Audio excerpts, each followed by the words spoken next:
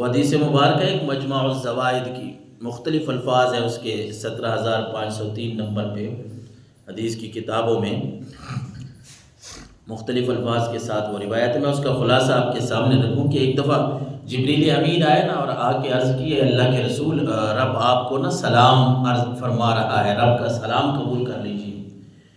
اور دوسری بات فرمائی کہ اللہ فرما رہا ہے اے جبریل آپ کی امت کا کوئی بھی بندہ، آپ کی امت کا کوئی بندہ 1 سال پہلے، مرنے سے 1 سال پہلے اگر اس نے توبہ کر لی نا تو میں اس کی توبہ کو قبول کر لوں گا۔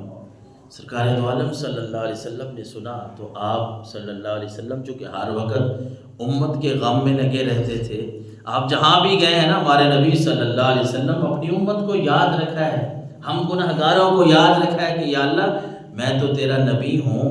لیکن میری امت کا کیا بنے گا، امتی امتی ہر جگہ پہ کہتے رہے، آپ پکارتے رہے یا اللہ میری امت کا بیڑا پار کر دینا، کیونکہ اللہ کے نبی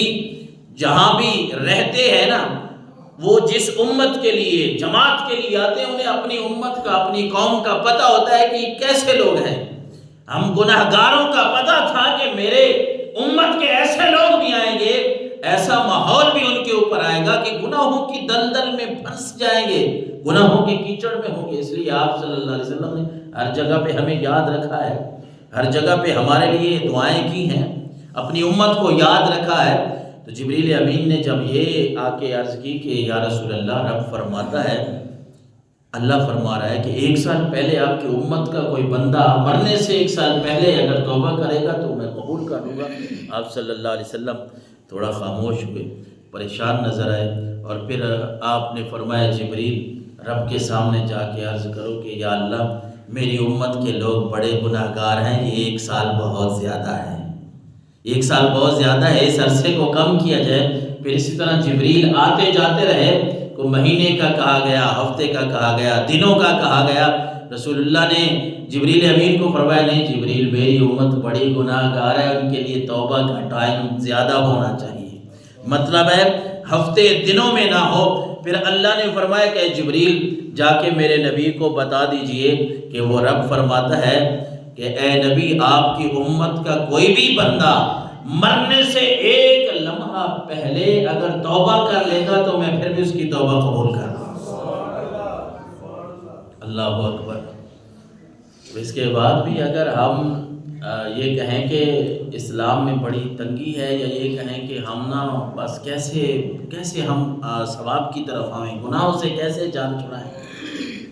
توبہ کا میں پہلے بھی عرض کر چکا ہوں کہ کوئی خاص طریقہ یہ نہیں، ہم یہ سمجھتے ہیں ہم نے توبہ کرنی ہے کو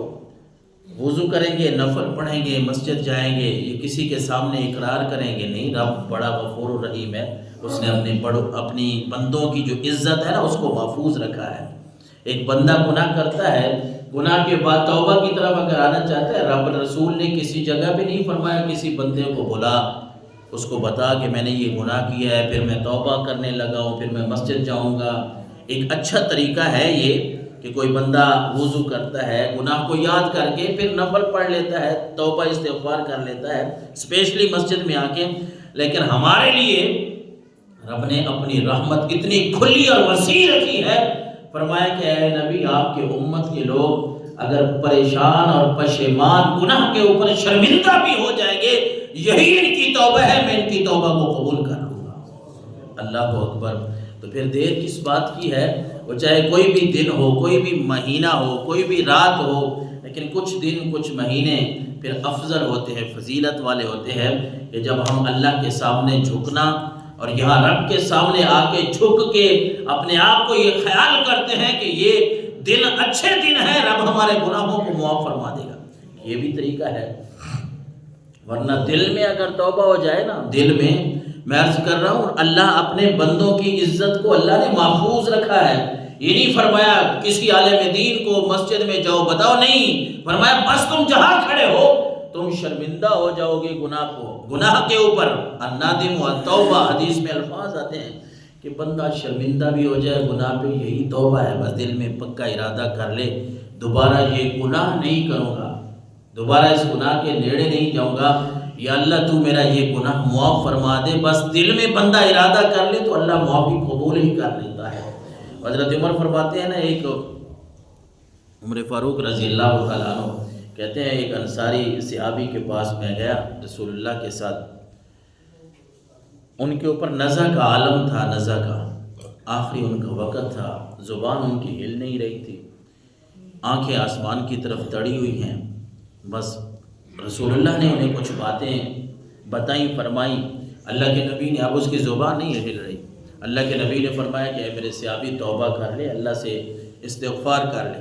کیونکہ مرتے وقت اگر بندے کو یہ نصیب ہو جائے نا کہ بندہ اتنا ہی پڑھ لے اشہد ان لا الہ الا اللہ وحدہ لا شریک لہ واشہد ان محمد عبدہ ورسولہ، یا پھر پہلا کلمہ جس کو ہم لا الہ الا اللہ محمد رسول اللہ کہتے ہیں، یا استغفار ہو گیا،